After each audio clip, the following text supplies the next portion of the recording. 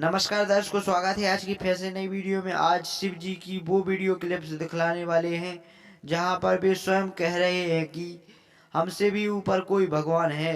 तो ब्रह्मा जी ने पूछा कि वो भगवान कौन है।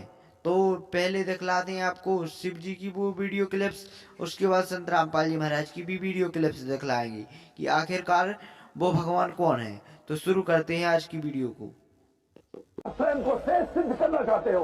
ब्रह्मदेव, प्रश्न ये कभी था ही नहीं कि हम तीनों में श्रेष्ठतम कौन है, क्योंकि आदिकाल से ही कोई तो है जो हमसे परे है, जो हमसे अधिक शक्तिशाली है, और कदाचित हमारा सृजन भी उसी ने किया है।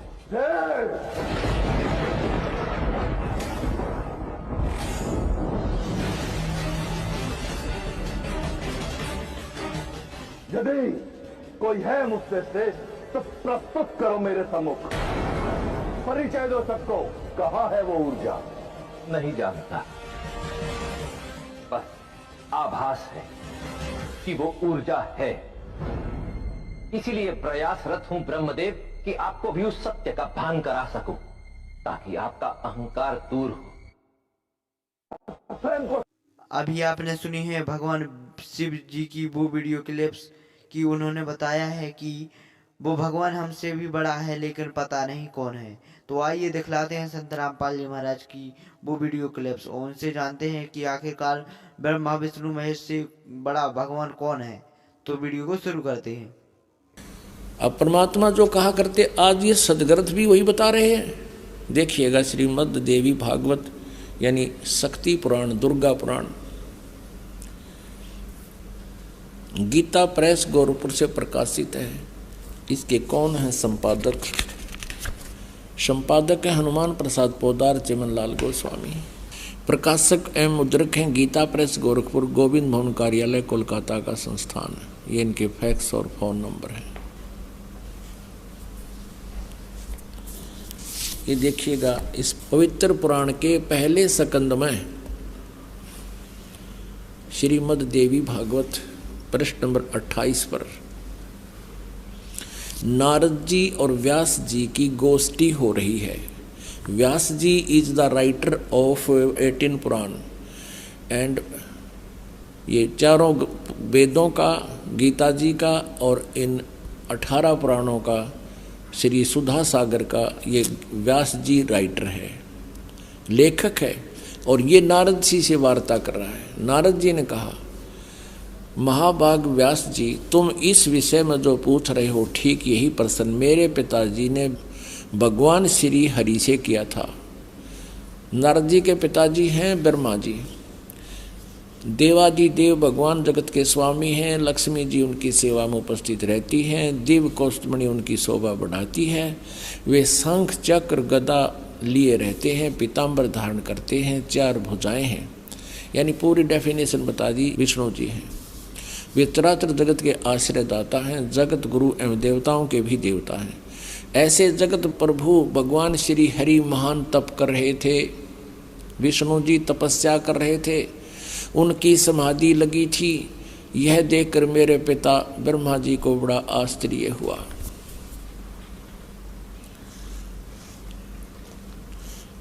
अतः उन्होंने उनसे यानी ब्रह्मा जी ने विष्णु जी से जानने की इच्छा प्रकट की। ब्रह्मा जी ने पूछा, प्रभु आप देवताओं के अध्यक्ष, जगत के स्वामी और भूत भविष्य एवं वर्तमान सभी जीवों के एकमात्र शासक हैं।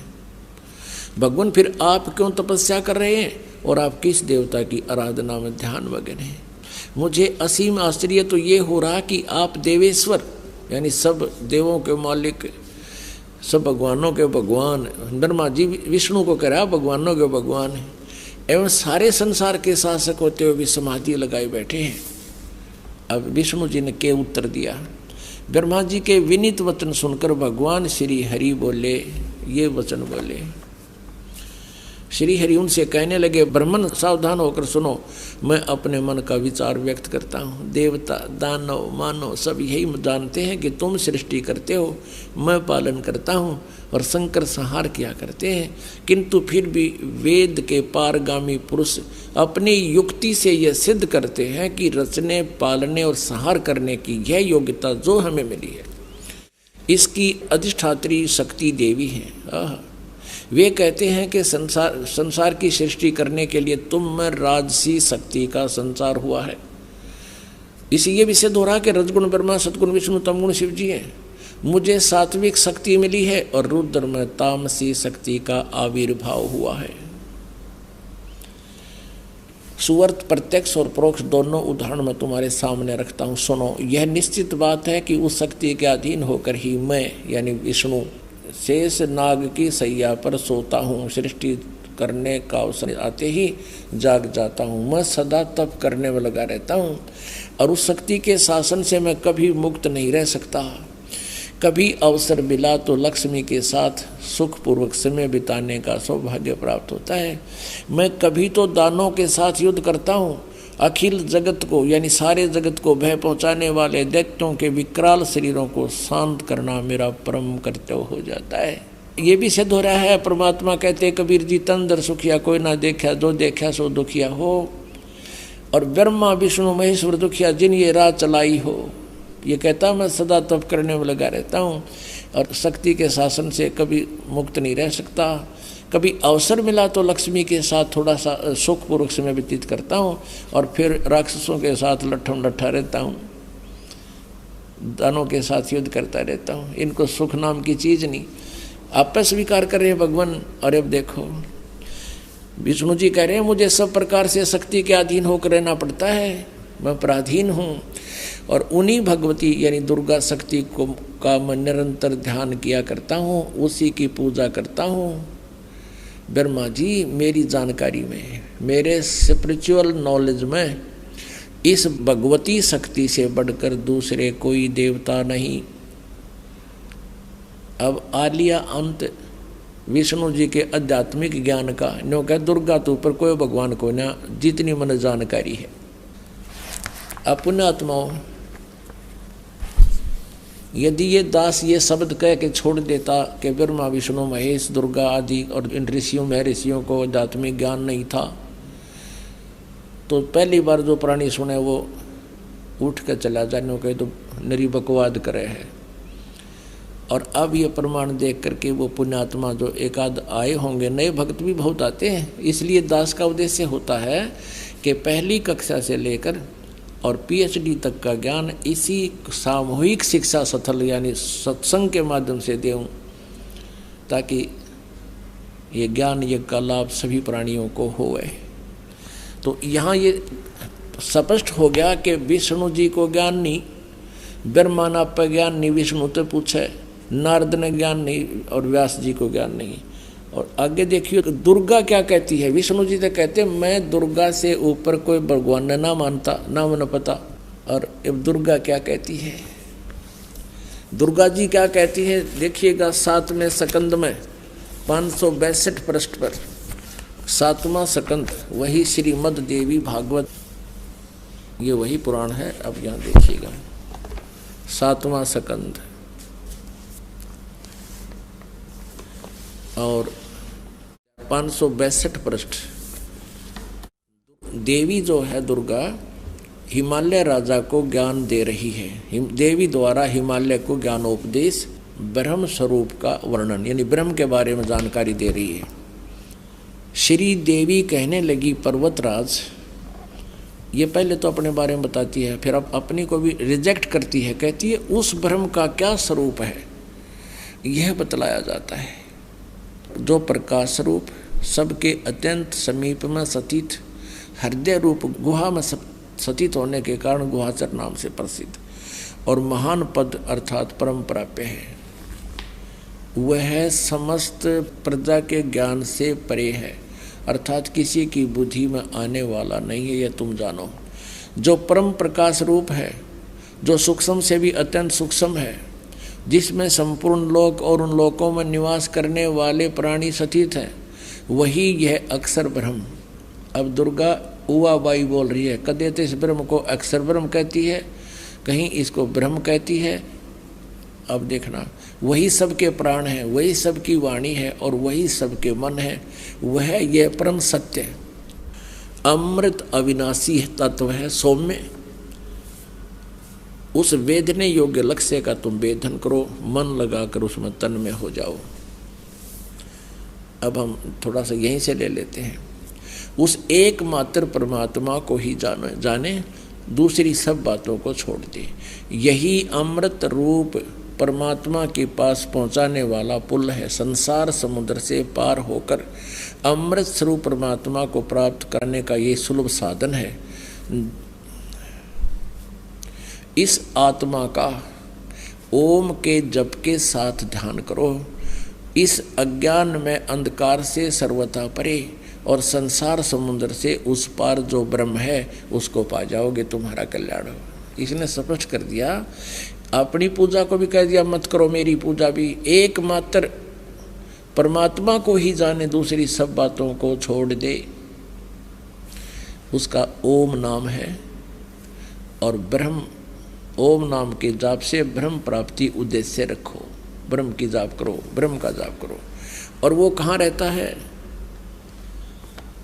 वह यह सब का आत्मा ब्रह्म, ब्रह्म लोक रूप दिव्य आकाश में स्थित है। अब क्लियर कर दिया दुर्गा ने कि केवल ब्रह्म की पूजा करो, उसका ओम जाप है, वो ब्रह्म लोक में रहता है। अपने आत्माओं दुर्गा जी ने, देवी ने, जो इन ब्रह्मा विष्णु महेश से सुप्रीम है, इन्होंने इन ब्रह्मा विष्णु महेश नारद व्यास के सब के ज्ञान को रिजेक्ट कर दिया। अब देवी कहती है केवल ब्रह्म ही फाइनल गॉड है, कंप्लीट गॉड है। अब ब्रह्म क्या कहता है?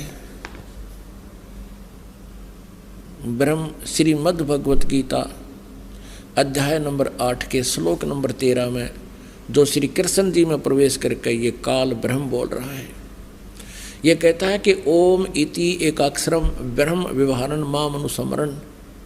ओम यह एक अक्षर मंत्र है, उच्चारण करके सिमरण करता हुआ जो शरीर छोड़कर जाता है, यानी आखिरी सांस तक जो मेरे ओम नाम का जाप करता रहता है, वो मेरे वाली परम गति को प्राप्त होता है। और फिर ये गीता ज्ञानदाता ब्रह्म क्या कहता है? चौथे अध्याय के 5वें और 9वें श्लोक में, दूसरे अध्याय के 12वें श्लोक में श्रीमद् भगवत गीता में कहता, अर्जुन तेरे और मेरे बहुत जन्म हो चुके, तू पहले भी था, मैं भी था, ये राजा लोग भी थे, ये सैनिक भी थे, और ये ना सोच हम आगे ना जन्माएंगे। मेरे जन्म और कर्म अलौकिक हैं। तो पुण्यात्माओं, अब गीता ज्ञानदाता क्या कहता है?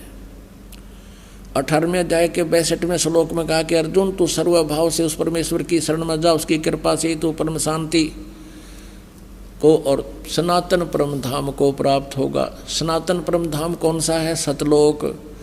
उसके बारे में 15वें अध्याय के 1 से लेकर 4 श्लोक में कहा है कि तत्वदर्शी संत ऐसा होगा जो सब उल्टे लटके संसार के सभी पार्ट्स बता देगा, उसके विभाग बता देगा। उसके पश्चात उस परम पद परमेश्वर की खोज करनी चाहिए, जहाँ जाने के बाद फिर साधक कभी लौटकर संसार में वापस नहीं आता, अर्थात उसको पूर्ण मोक्ष हो जाता है। इससे सिद्ध है कि गीता ज्ञान दाता ब्रह्म से भी ऊपर कोई सुप्रीम पावर है और वो परम अक्षर ब्रह्म है। उसका अभी आपको उल्लेख बताया था 8वें अध्याय के प्रथम श्लोक में। अर्जुन ने पूछा था कि 7वें अध्याय के 29वें श्लोक में जिस तत्ब्रह्म के बारे में आपने बताया वो किम तत्ब्रह्म, 8वें अध्याय के 3रे श्लोक में कहा कि वो परम अक्षर ब्रह्म है। तो इसे सिद्ध हो गया कि ना ब्रह्मा ने ज्ञान, ना विष्णु ने ज्ञान, ना शिव ने ज्ञान, क्योंकि ब्रह्मा और विष्णु शिव एक ही सत्र का ज्ञान रखते हैं। और ना दुर्गा को कंप्लीट ज्ञान, वो ब्रह्म को फाइनल बता रही है। और ब्रह्म कहता है मेरे और तेरे तो बहुत जन्म हो गए, जन्म मृत्यु सदा ये दुख बना रहेगा, परम शांति नहीं हो सकती। यदि तूने मेरी शरण में रहना है तो उठा लठ और कर युद्ध, ऐसा यहाँ करना ही पड़ेगा। और तुझे परम शांति चाहिए तो उस परमेश्वर की शरण में जा, ये फाइनल कर दिया। अब आपको दिखाते हैं कि सतयुग के ब्राह्मणों ने किसा वेद ज्ञान था। देखिएगा पुण्यात्माओं, सौभाग्य है आप जी का, आपको ये अमृत ज्ञान सुनने को मिल रहा है। सौभाग्य आपका, आपको ये अमृत ज्ञान सुनने को और देखने को मिल रहा है। ये छठा स्कंद संक्षिप्त देवी भागवत 414 पृष्ठ पे जन्मेजय ने पूछा, महाभाग किस युग में कैसा धर्म का स्वरूप है, इस संपूर्ण विषय को विशेष रूप से बताने की कृपा कीजिए। व्यास जी बोले, राजन यह निश्चय है कि सतयुग में ब्राह्मण वेद के पूर्ण विद्वान थे। देखिए व्यास जी कह रहे हैं कि सतयुग में ब्राह्मण वेद के पूर्ण विद्वान थे और उनके द्वारा निरंतर भगवती जगदम्बा यानी देवी का, दुर्गा की आराधना होती थी। भगवती का दर्शन करने के लिए उनका मन सदा ललायित रहता था। प्रत्येक गांव में शक्ति का मंदिर उद्घाटन हो, इस विषय की उनके मन में बड़ी उत्सुकता रहती थी। देवी की पूजा करा करते, वेद के विद्वान है तेरा गजब है। अरे नो कहे ये सतयुग में ये मंदिर का लठी न कटवाए नकली ब्राह्मणा ने, ये काम बिगाड़ रखा सारा, अपने स्वार्थ बस अपने चेले बिठा दिए, उन्हें पूजा लागी, इनकी मौज माचगी। प्रत्येक गांव में शक्ति का मंदिर हो। अब यहाँ क्या बता, देखिए ये तो सतयुग के ब्राह्मणों की स्थिति, अब कलयुग के ब्राह्मणों की सती थी। और सुन लो इसी पवित्र पुराण में, धर्म की ये सती थी त्रेता में भी रही, परंतु कुछ ह्रास हो गया था। सतयुग की जो सती थी वह द्वापर में विशेष रूप से कम हो गई थी।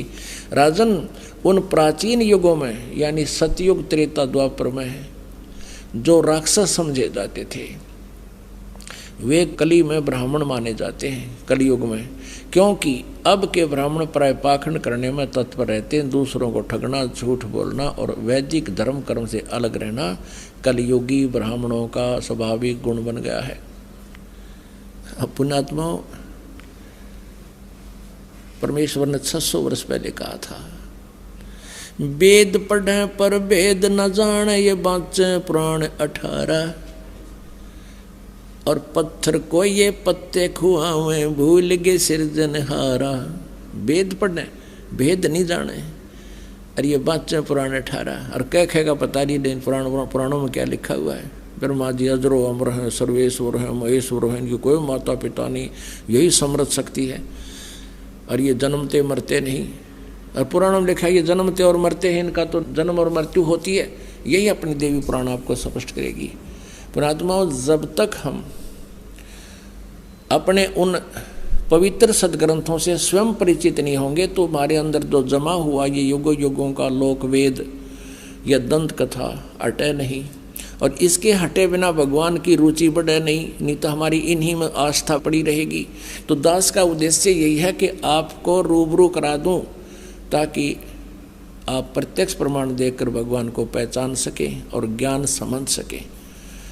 और ज्ञान समझ में आ गया फिर तो ये परमात्मा की महिमा बच्चा बच्चा गाया करेगा। और कोई भी नो कहेगा कबीर इज गॉड, अब तेनों कह छोड़ किसने कबीर गॉड बना दिया, देख लो भाई, सुन लो उस कबीर दानक न भगवान बतावे। यानी 1000 लाख करोड़ आदमी ये कहने वाले मिलेंगे। और फिर क्या होगा, एक भी विरोध करनिया नहीं होगा। वो न्यू कहेंगे कि हाँ भाई भगवान कबीर इज गॉड। भाई कबीर तो परमात्मा थे, यही पूर्ण ब्रह्म थे। तो उस स्थिति में आने के बाद फिर हम केवल आप जी को परमात्मा के वो ज्ञान महिमा कोड वर्डों में भी सुनावांगे तो भी समझ में आवेगी आपके, और आनंद और अधिक होगा। तो उसके लिए ये खेत तैयार किया जा रहा है, ये फील्ड तैयार किया जा रहा है, सदग्रंथों को रूबरू किया जा रहा है। और जैसे बच्चा स्कूल जाता है और वहाँ 6 घंटे 7 घंटे तक वो क्लास में गर्मी सर्दी सब कुछ सहन करता हुआ और ज्ञान ग्रहण करता है, और लगभग 1 वर्ष में जाकर वो 1 कक्षा को उत्तीर्ण करने योग्य होता है। और 15, 16 वर्ष 20 वर्ष तक कंटिन्यू पढ़ाई करने के बाद उसको वो ज्ञान से परिपक्व होता है और 2 रोटी का साधन बनता है। और इसीलिए यहाँ आप जी को ये दास एक ये सत्संग रूपी लेक्चर सुना रहा है। इनको आप जी ने सुनना ही पड़ेगा इस परमात्मा के पाने के लिए और मोक्ष प्राप्ति के लिए। तो इसमें किसी प्रकार की थोड़ी बहुत गर्मी सर्दी जो भी मालिक की दया है, कोशिश तो इन दासों की रहती है कि परमात्मा के बच्चों को कोई असुविधा ना हो। हर तरह की संभव कोशिश करते हैं गर्मी सर्दी से आपको बचाकर फिर भगवान का गुणगान सुनाने की। फिर भी हमें इतना डेर होना चाहिए, हिम्मत रखनी चाहिए। जैसे हम किधर बस में जाए हैं या ट्रेन में जाते हैं अपने रोजी रोटी के लिए, तो 6-6 घंटे एक पैर पर खड़े रहते हैं डंडा पकड़ के। इतनी भीड़ में भी हम कभी परवाह नहीं करते। जावा की तो उतरना जगह को नहीं, उतर जावा ताकि अब सेंट लगे मजबूरी। तो पुण्यात्माओं, यहाँ थोड़ा बहुत आप जी को गर्मी सर्दी से थोड़ा बहुत कष्ट भी होता है, तो परमात्मा के निमित्त ही समझना, उसका पुण्य न्यारा होगा। और पहले हम ये ज्ञान नहीं था, भक्ति भी करते थे, भगत भी को आया करते थे और फिल्म भी देखा करते। अब पहले VCR होया करते और इसी लंबी लंबी उनकी कैसेट वारती 3-3 घंटे की। संडे को दिन ले आते का आज VCR लावांगे किराए पर और 3 फिल्म देखेंगे। इसे तो 100 रुपये किराया एक फिल्म में, इस 3 फिल्मों में 100 रुपये किराया ही रात का।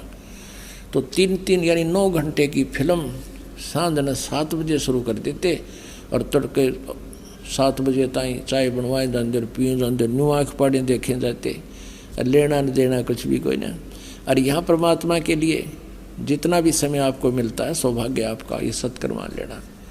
ये बार बार दाव नहीं लगा करता। इसे अमृत ज्ञान को सुनने का, ये दंत कथा सुनते सुनते हम बहरे हो गए, भगवान की भक्ति करते करते हम थक लिए और कोई लाभ मिला नहीं, क्योंकि वो भगवान नहीं मिला जो लाभ दिया करता है, वो परमात्मा का हमें ज्ञान ही नहीं था। परमेश्वर क्या बताया करते, चारों युग में मेरे संत पुकारे और कूक कहा हम हेल रे, हीरे माणिक मोती बरसे ये जग चुगता डेल रे। ओए होए। जैसे ऋग्वेद मंडल नंबर 9 सूक्त नंबर 86 मंत्र नंबर 26 और 27, ऋग्वेद मंडल नंबर 9 सूक्त नंबर 82 मंत्र 1, 2, 3, ऋग्वेद मंडल नंबर 9 सूक्त 82 मंत्र 1, और भी अनेक स्थानों पर ऋग्वेद मंडल नंबर 9 सूक्त 96 के मंत्र 16 से 20 तक ये स्पष्ट किया है कि वो परमात्मा सतलोक से गति करके आता है, वो कबीर देव है, कबीर साहब, और अपनी अच्छी आत्माओं को मिलता है। और फिर वो अच्छी आत्माएं फिर परमात्मा के गुणगान आगे संसार को सुनाते हैं। उनमें से कौन कौन वो पुण्यात्मा है जिनको परमात्मा अपने स्वाभाविक गुण अनुसार आते हैं, वो लीला ऐसी ही करते हैं जो वेद बता रहे हैं। उनमें से परमात्मा किन किन को मिले, आदरणीय धर्मदास साहिब जी को, आदरणीय नानक साहिब जी को, आदरणीय मलुकदास साहिब जी को, आदरणीय गरीबदास साहिब जी को, आदरणीय दादूदास साहिब जी को, आदरणीय घीसा दास साहिब जी को। ये वो श्रेष्ठ आत्मा, और इन पुण्यात्माओं ने, इन संतों ने आगे परमात्मा के गुणगान गाए, यही ज्ञान दिया जो परमात्मा उनको बता कर गए थे। उनके विषय में कह रहे हैं कि चारों युग में संत पुकारे कूक कहा हम हेल रे, हीरे माणिक मोती बरसे हैं ये जग चुगता डेल रे। हम तत्व ज्ञान और यथार्थ भक्ति मार्ग रूपी हीरे और मोतियों की वर्षा कर रहे हैं, हमें आपको ज्ञान सुना रहे हैं। और ये हमारे ज्ञान को ना सुनकर, इन हीरे मोतियों को ना पहचान कर, या अर्थात यथार्थ भक्ति मार्ग को ना जानकर, आन उपासना रूपी शास्त्र विधि त्याग कर मनमाना आचरण रूपी ये कंकर पत्थर डले इकट्ठे कर रहे हैं, कंकरों को इकट्ठा कर रहे हैं। झोली भर रखी है कि मैं लाल ले रहा हूँ, ये मैंने लाल ले रखे हैं। परमात्मा कहते हैं इन लालों की परख होगी धर्मराज के दरबार में, फिर रोग टक्कर मार के ये संसार समझदा नाई कहंदा श्याम दोपहरे नू, गरीबदास ये वक्त जात है रोगे इस पैरे नू। परमात्मा कहते हैं हमरा ज्ञान किने ना सुनिया, और ये पर भी लेन जात है दुनिया। वहाँ धक्के खान जाती रथ पे आज बेला कुंभ का मेला है, पर भी लगेगी सुबह 3 बजे, वहाँ देख दुनिया का कठ, ने कहा हमरा ज्ञान किने ना सुनिया, ये पर भी लेन जात है दुनिया। कहाँ कहाँ भटक रहे हैं बोली आत्मा। मैं रोवत हूँ सृष्टि को या सृष्टि रोवे मोहे, गरीब दास कबीर साहब कहते हैं इस वियोग को हो समझ ना सकता कोई, आप तो मुझे ढूंढ रहे हो, कबीर भगवान कह रहे हैं, और मैं तुम्हें रो रहा हूँ कि मैं तुम्हारा पिता हूँ, तुम्हारे लिए भटक रहा हूँ, तुम कितने कष्ट उठा रहे हो, तुम मेरी शरण में आ जाओ, तुम्हें यहाँ भी सुख दूंगा। और यहाँ दो इस काल के लोक में तुम्हें भाग्य से अधिक कोई नहीं दे सकता, वो मैं दूंगा जो आवश्यक